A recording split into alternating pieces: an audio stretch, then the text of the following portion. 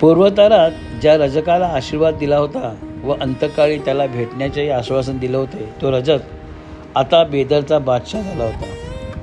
ती नृसिंहच्या काळात जे कोण मुसलमानी बादशाह झाले त्यांच्यात बादशाह जरा माणसातला होता. मागे बासर बहेश्वर येथे सायनदेव ज्याच्या अंमलाखाली सेवा करत असे तो बेदरचाच बादशाह म्हणजे अहमदशाह पहिला. हा अत्यंत क्रूर, ब्राह्मणद्वेषी आणि निर्गुण अत्याचार करणारा होता. याच्यापासूनच सायनदेवला नृसरस्वतींनी अभय देऊन त्याचे प्राण वाचवले होते. शिवाय त्यापेक्षा अधिक महत्त्वाची गोष्ट म्हणजे त्या बादशाच्या मनोवृत्तीत त्यांनी अकल्पित बदल घडवून आणला. याच्या आसुरी लीलांचा नंगाना नृसरस्वतींच्या दक्षिण संचाराच्या काळात चालू होता. तो किती क्रूर होता याचा मसला गुरुचरित्रकारांनी वर्णल्याचा आहे. प्रतिवर्षी एका तरी विद्वान ब्राह्मणाचा वध करावायचा असे त्यांचे व्रत आहे. असे हे वार्षिक व्रत होते. बासर महेश्वरांती एकेका ब्राह्मणाला बोलवता असेच एके दिवशी सायन देवाची पाळी आली आणि त्याच समयी नृसरस्वती बासर महेश्वर येथे आले. बादशाकडे जाण्यापूर्वी अंतिम दर्शनासाठी म्हणून सायनदेव ज्यावेळी नृसिंहच्या दर्शनासाठी आले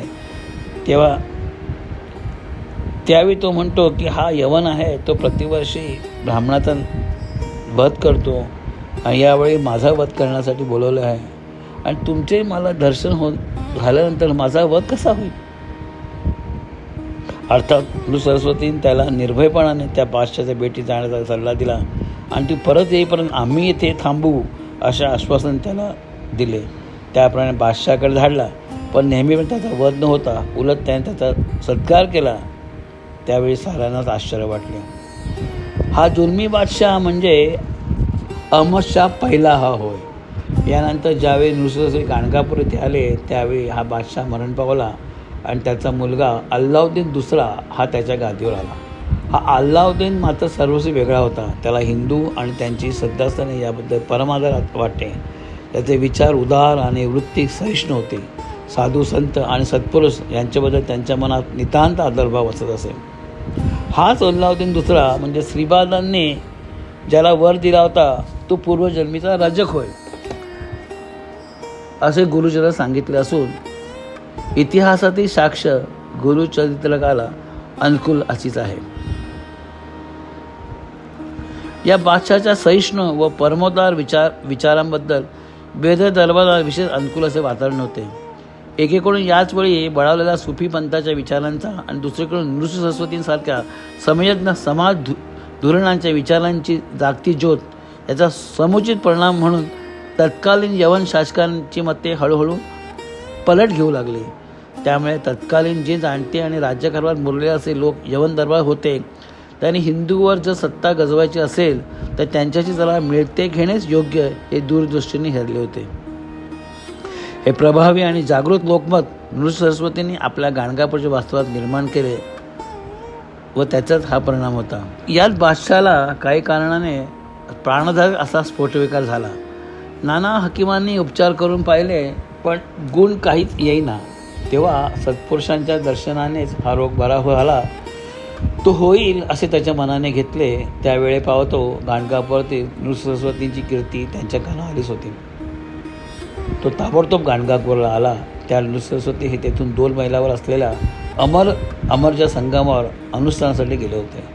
लोकांकडून ही बातमी कळताच तो तसा तडक अमर संगमात गेला. 2च श्रीगुरूंचे दर्शन होतात त्याने त्यांना प्रणिपात केला. श्री गुरूंनी त्याच्याकडे लक्ष जातात त्याने राजा म्हणजे श्री गुरूंशी राजस्फोट आपणाची व्यथा होत असे प्रयासी कृपादृष्टी पाहावे अशी प्रार्थना केली. श्री गुरु किंचित हसले व म्हणाले, ऐसे वचन ऐकोनी श्री गुरु करती हास्यवदन स्फोटक नाही दाखवी म्हणून पुसताती यवनासी राजा पाहे स्फोटकासी न दिसे स्फोटक अंगासरसी. फक्त श्री नृसिंहसारस्वती यांच्याकडे पाहिल्याबरोबरच त्यांची स्फोटक जी झाली होती ती नष्ट झाली. हा चमत्कार घडून आल्यावर त्या बादशाला आपल्या पूर्वजन्माचे स्मरणे गुरुकृपेने झाले. तो त्यांच्या चरणी लीन झाला. आपल्या राजधानीला भेट देण्याची त्यांनी श्रीगुरूंना प्रार्थना केली. त्यावेळी श्रीगुरूंनी त्याला त्याच्या राज्यात कारभार कसा चालतो याची स्पष्ट जाणीव करून दिली. ज्या राज्यात नित्य धेनुहत्या पापकृत्ये अनुचित जुलूम चालतो या तुझ्या राजधानीत आमच्यासारख्या तापसी तज्ञासाठी याने कसे यावे असा परखड सवाल त्याला विचारला. बादशाह समजायचं ते समजला. त्याला पूर्ण पश्चाताप झाला. परंतु नंतर नृसरस्वतींनी बेदच्या राजनीला भेट देण्याचे ठरवले आणि तो त्यांच्या भेटीला गेला.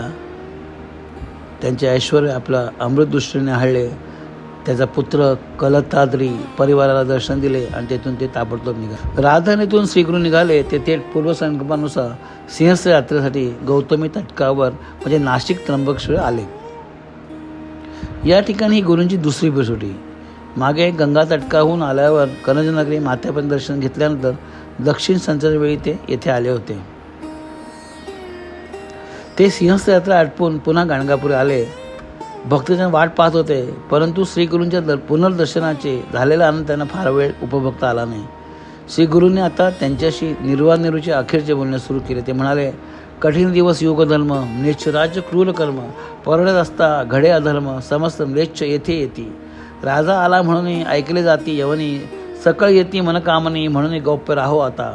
पुढे येतील दुर्दिन कारण राज्य यवन, समस्त येतील करावे भजन म्हणून गौप्य राहो आता. असे म्हणून शिष्याला निरोप देऊन ते शैल पर्वताकडे जाण्यासाठी निघाले. आजवर ज्यांच्या सहवासात आपण राहिलो ते आपल्या मनोविश्रांतीचे एकमेव स्थान असलेले श्री गुरु नरस्वती स्वामी महाराज आता आपणापासून सर्वांना निरोप घेऊन चालले आहेत. हे कळताच हा म्हणतात तिथे प्रचंड जनसमुदाय लोटला. त्यांचे दुःख निशब्द झाले, पण अश्रूच्या रूपाने त्यांचे काहूल लोटायचे लोटलेच. श्री गुरूंनी मोठ्या प्रयासाने या सर्वांची प्रेमभराने सांत्वना केली.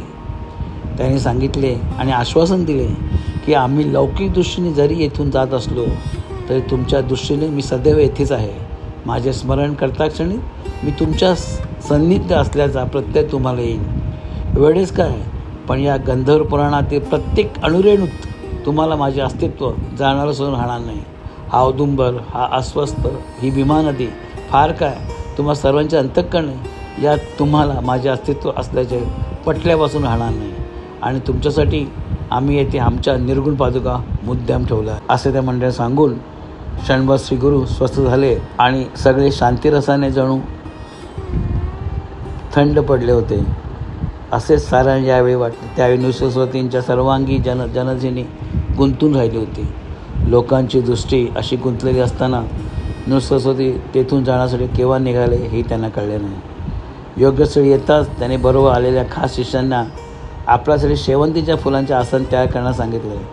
ताबडतोब कर्दळीच्या पानावर शेवंतीच्या पुष्पांचे मनोरम आसन तयार करण्यात आले. त्यानंतर श्रीगुरूंनी त्या शिष्यांना 4 शब्द सांगितले. औट घटकेचा लाभलेला अत्यल्प आयुष्यांतही ईश्वर भक्तीचे मंगल प्रभाव फाकेल आणि ईश्वर कृपेने जीवनाचे सोने होईल अशी वागणूक असावी. देहाच्या चौखणात मनाच्या मुसळाने विवेकाचे तांदूळ काढले की हळूहळू विवेकादीप्तीने चित्त शुद्ध होईल हे लक्षात बाळगा आणि कोणालाही शरीराने, मनाने आणि वाणीने दुखवू नका असे करून त्यांनी शिष्यांचा निरोप दिला.